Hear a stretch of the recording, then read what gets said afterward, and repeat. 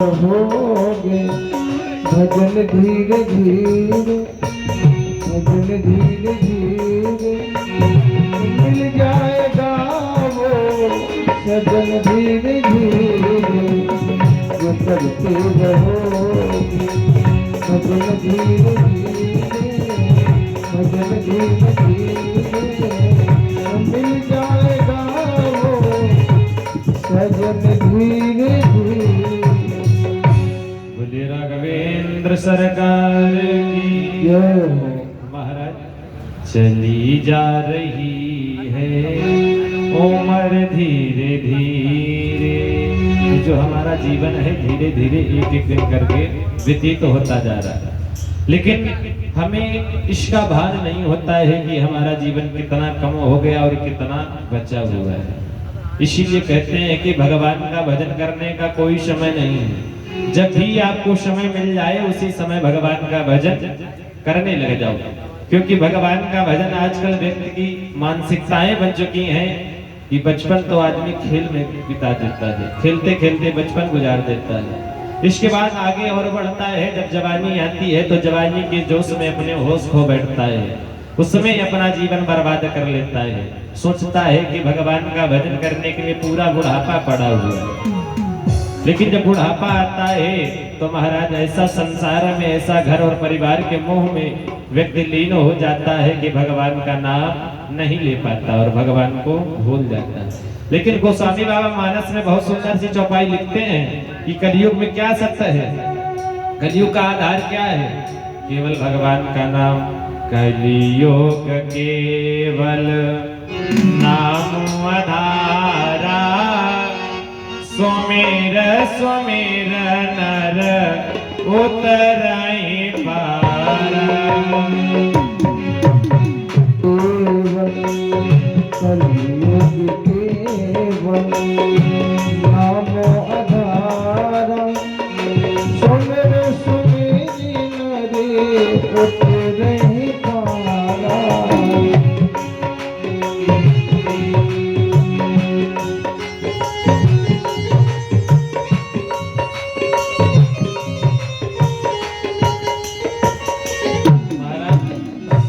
कलयुग केवल नाम आधारा, कलयुग में गोस्वामी बाबा कह रहे हैं केवल भगवान का नाम ही आधार होगा हमें इस भवसागर से पार करवाने के लिए, क्योंकि हमें हमारे जीवन में आधार की बड़ी आवश्यकता पड़ती है। अगर घर बनवाते हैं तो घर बनवाने से पहले हमें नींव रखनी पड़ती है, आधार रखना पड़ता है। लेकिन अगर आजकल हम घर से बाहर कहीं भी जाते हैं तो जेब में आधार कार्ड रख के ही जाना पड़ता है। तो कलयुग में आधार की बड़ी आवश्यकता है, और भगवान का नाम अगर आप आधार बना लेंगे तो भवसागर से पार जाने में कोई दिक्कत नहीं मिलेगी।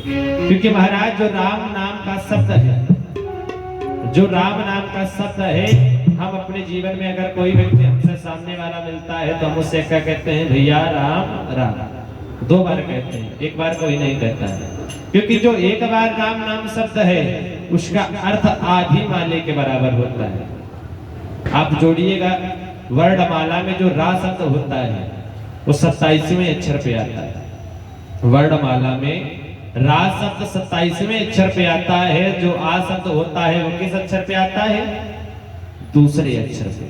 27 + 2, और जो मां शब्द होता है वो कितने अक्षर पे आता है, 25वें अक्षर पे। 27 + 2 + 25 का योग करोगे कितना होगा, 54।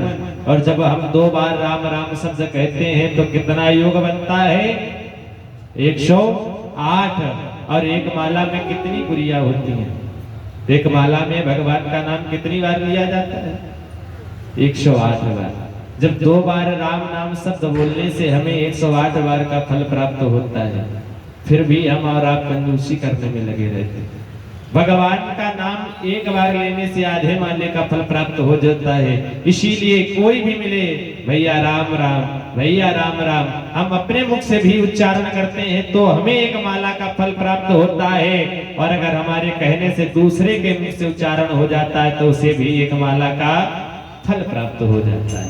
हम अपना भी कल्याण करते हैं और दूसरे का भी कल्याण करते हैं। इसी प्रकार कल हम और आपने सभी ने बड़ा सुंदर सा भगवान का पावन जन्मोत्सव मनाया।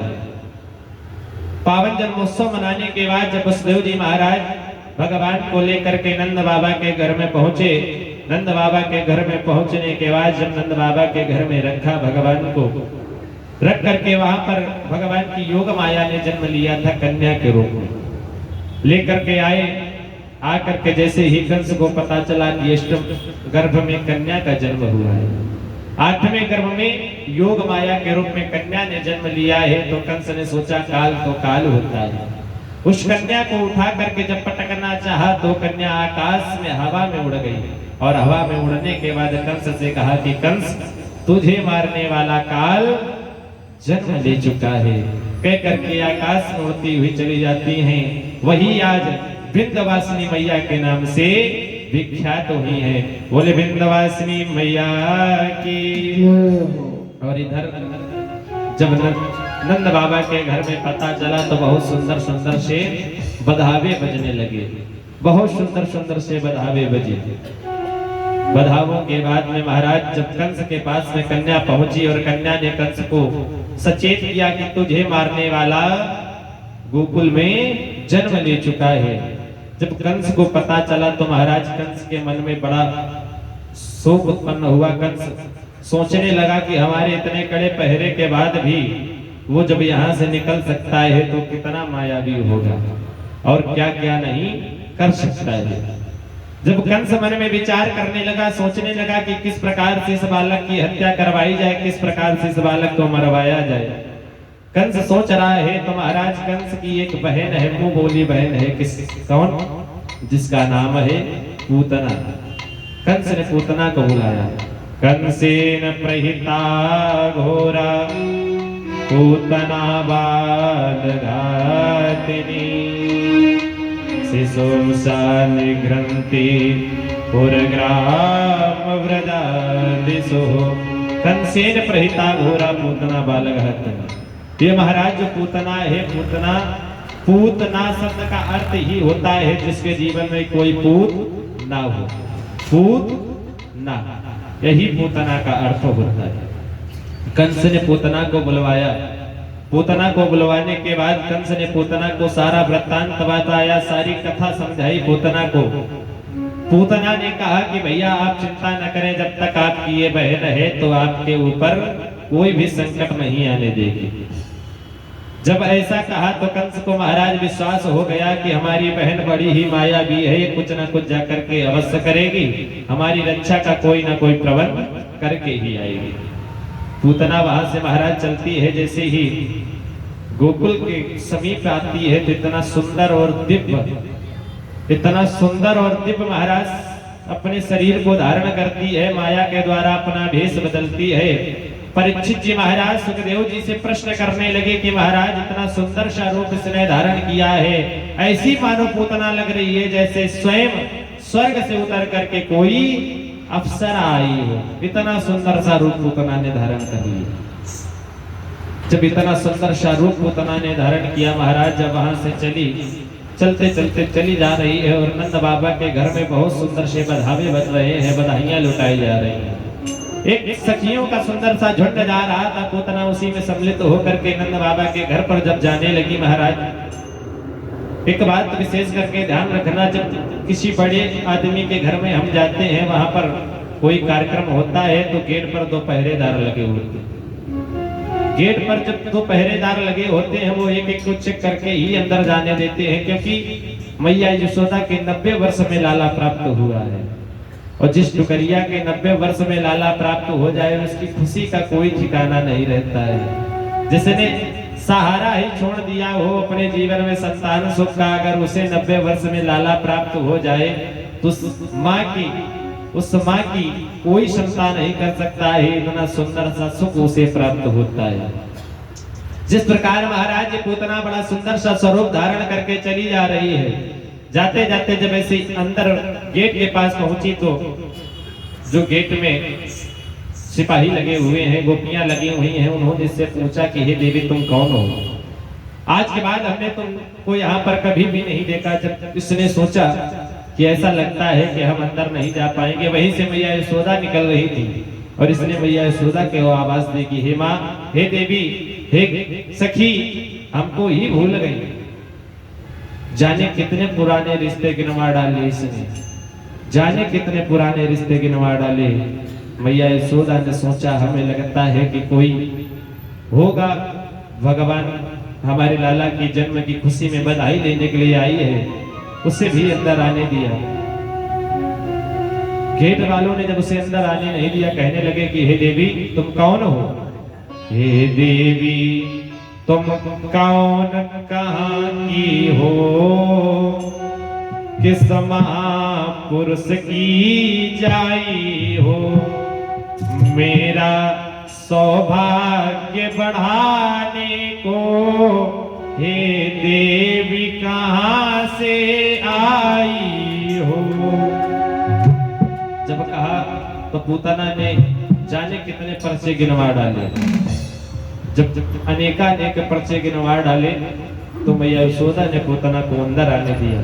और जब पूतना अंदर आई, अंदर आने के बाद सभी के साथ में बधावे में लिप्त हो गई, बधावे गाने लगी, बजाने लगी। और पूतना की नजर किसी को ढूंढ रही है।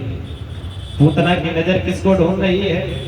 स्वयं उस परम पिता परमात्मा को, जिस बालक को पूतना मारने के लिए आई है। पूतना की नजर भगवान के ऊपर जब पड़ी, देखा कि एक तरफ एक पालना रखा हुआ है, उसी में भगवान लेटे हुए हैं। पूतना ने देखा कि सभी सखियां मैया यशोदा काम में लग गई हैं, तो पूतना गई और जाकर के भगवान को उठा लिया। और भगवान को उठाने के बाद पूतना लेकर के जैसे ही ग्राम के बाहर आई, गांव के बाहर आई, पूतना ने महाराज इतना विकराल स्वरूप धारण किया है, इतना विकराल स्वरूप धारण किया है कि पूतना के शरीर की कोई समता नहीं की जा सकती। जब पूतना ने इतना विकराल स्वरूप धारण किया और भगवान को अपने स्तन का पान करवाने लगी, पूतना भगवान को अपने स्तनों का पान करवाने लगी, तो महाराज भगवान ने अपनी आंखें बंद कर ली। भगवान ने जब अपनी आंखें बंद कर ली तो महाराज बड़े बड़े विद्वानों ने तर्क करने प्रारंभ कर दिए। बड़े बड़े तर्क किए कि भगवान ने अपनी आंखें क्यों बंद की। महाराज संतों के द्वारा पहला कारण प्राप्त होता है कि भगवान ने अपनी आंखें क्यों बंद की और पूतना को क्यों नहीं देखा।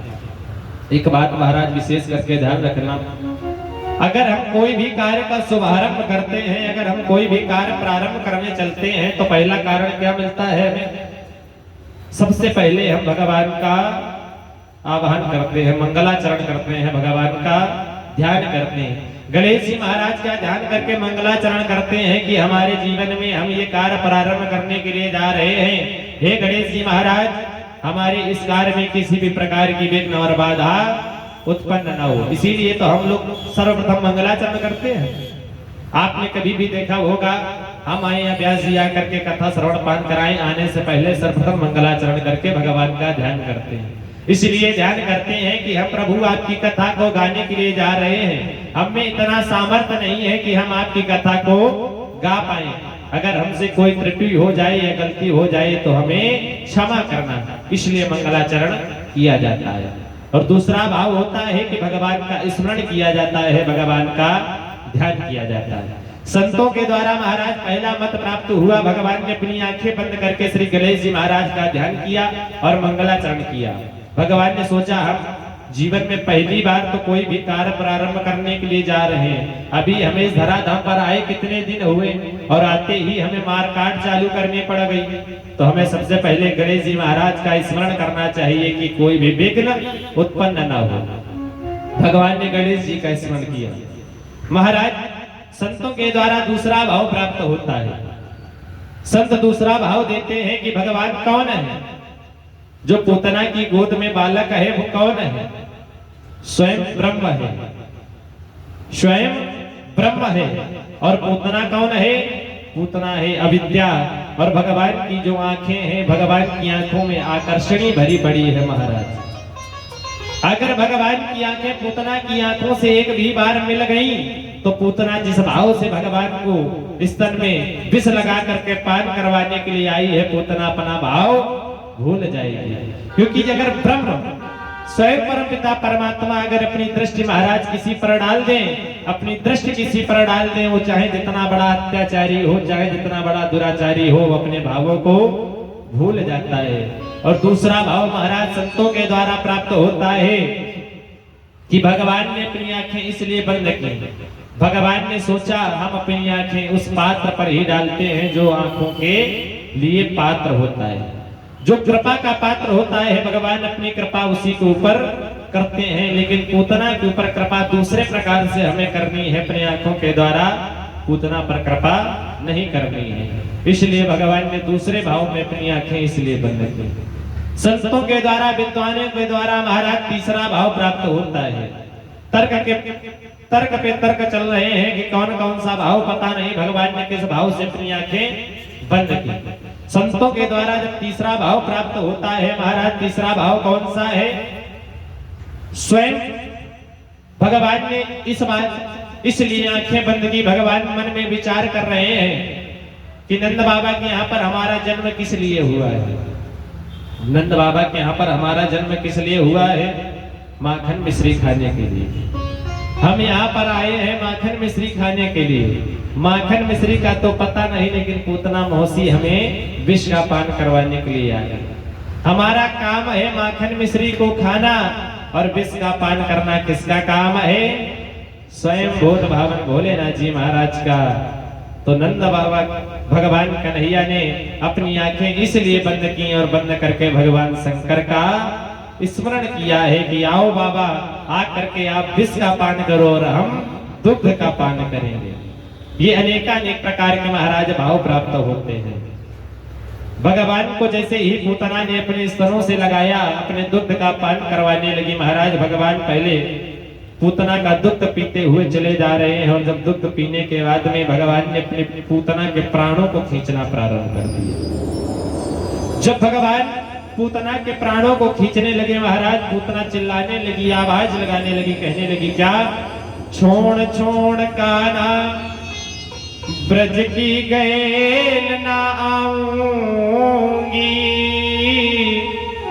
ब्रज में बसूना ब्रजवासिन सुनेह राखूं।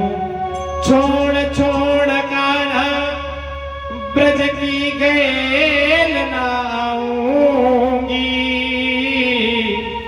ब्रज में बसूना ब्रजवासिन सुनेह राखूं। छोड़ छोड़ कान्हा ब्रज की गैल ना आऊंगी, छोड़ दे कन्हैया, छोड़ दे मुझे, आज के बाद हम इस वृंदावन में, इस ब्रज की गैल में कभी नहीं आऊंगी। आवाज लगा रही भगवान से कि भगवान छोड़ दो, छोड़ दो। भगवान ने पूतना से कहा कि हे देवी, हम जल्दी जल्दी किसी को पकड़ते नहीं हैं।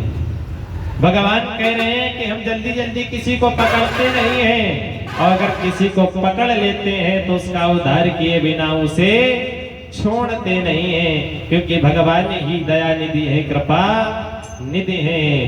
यदि नाथ का नाम दयानिधि है तो दया